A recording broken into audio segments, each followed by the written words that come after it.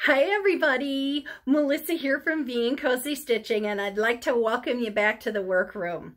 Now, in my never-ending search for more scrap projects, I came across a blog called Simple Simon and Company, and I highly recommend to everybody, go out and check it out.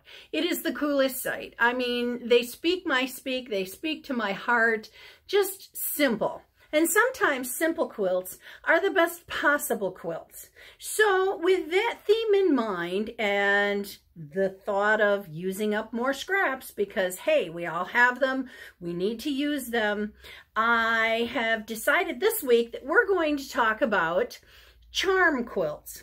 Now, a charm quilt is made up of hundreds and hundreds of different 5-inch cuts of fabric. Remember, a charm is a 5-inch cut of fabric. They either called them charms or nickels. And as you can see, it's a 5-inch cut of fabric. Now, you can purchase this already pre-cut in a charm package, and that gives you, read the label to be sure, but anywhere between 40 and 42 different 5-inch squares, which is kind of a nice thing to have because then most of the work is done for you. But if you have buckets like me, and when you get done with your projects, you cut your 5-inch squares or your 5-inch strips out of what's left over, you have this great big bucket full of 5-inch squares just screaming to be used up. So, when you put together a charm quilt, it is quite simply one charm after the next, after the next, after the next, made into rows.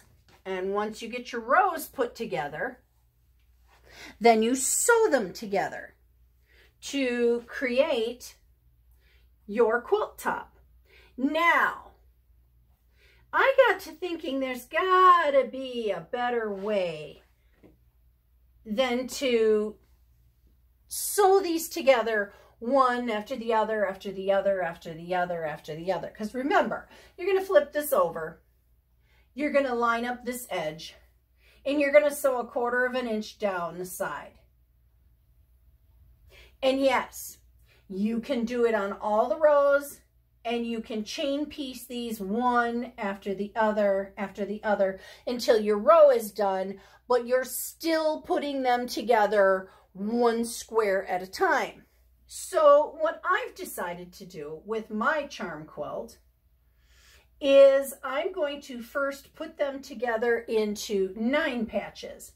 Now, a simple 9 patch is 9 5-inch squares sewn together to make a square.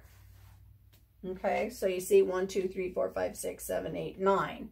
And how I like to put these together, and it's really a very simple method.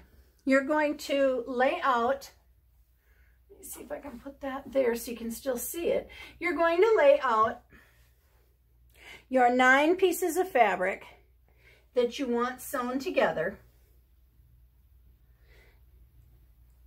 And while you're still sewing them together, one to the next, I'm going to have to go around the pins. So hopefully you can, yeah, you guys can see this. That's okay. What do you think of the new design wall? Oh, I'm so excited about this. We're able to put these up here and then get them into the film, and it works really good. So I'm really excited about that. Okay, so pretend there's a square there, or here, maybe we can just do this. There, how's that look? Pretty good. Okay, so now instead of doing great big long rows, because think about your bed, think about the size of your bed. If you've got a queen size bed, you're probably going to need, oh boy, 20 squares put together to make one long row. Well, this way, if you do it in 9 patches, you're just taking little chunks, and then you're putting the little chunks together to make a bigger chunk, to make a bigger chunk. So, still same process. You're still going to put together your fabrics and you're going to sew your rows, but you're only working with 3. So you'll go 1/4 inch, add this one 1/4 inch, add this one 1/4 inch. Then you're going to open these up and you're going to come back to this side, and you're going to flip these over to your sets of 2 now, because remember we've sewn these together. And then you're going to do the same thing, 1/4 of an inch, 1/4 of an inch, 1/4 of an inch. And so once we have all of those put together, then we end up with our rows. Okay, so we've got 1 row of 3, 2 rows of 3, 3 rows of 3. Now it's just a simple matter of putting our rows together. So we're going to flip this down. We're going to pay close attention to this joining right here.